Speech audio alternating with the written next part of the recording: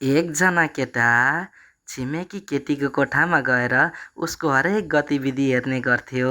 केटीलाई भने आफूलाई कसैले हेर्दैछ भन्ने थाहै थिएन। उनी नुहाउन बाथरुमतिर गइन्। केटा पनि लुकिरहेको ठाउँबाट बाहिर निस्कियो।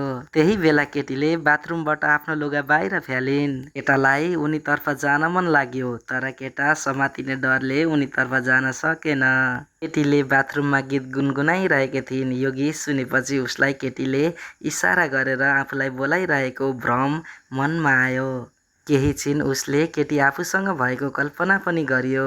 केटी एयर होस्टेस थिई भने केटा उसको छिमेकी थियो।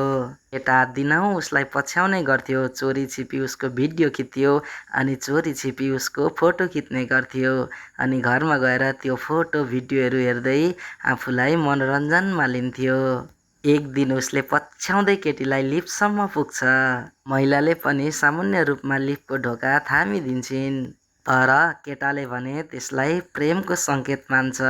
केटाले पछाडि बसेर भिडियो उसको खिचिरहन्छ। हरेक बिहान महिलाको काममा जाने समय उसलाई थाहा हुन्थ्यो र हरेक दिन ऊ महिलालाई पछ्याइरहन्थ्यो।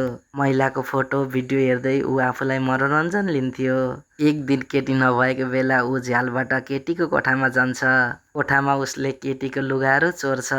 कोठाको सुगन्धहरू सुँघेर उसले मनोरञ्जन लिन्छ अनि केटीको बेडमा पनि एकछिन सुत्छ, लडीबडी गर्छ, सिराने समाउँछ, हाँस्छ, बोल्छ, केटीसँगै बोलेको कल्पना गर्छ। त्यसपछि ऊ केटीको बाथरुमतिर जान्छ। केटीको टुथब्रसहरू, कोलगेटहरू सबै युज गर्छ।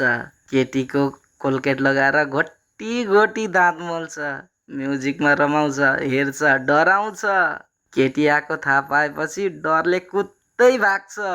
लुक्ने ठाउँ काहीँ नभेटाएपछि महिलाको ओछ्यानमुनि लुक्छ।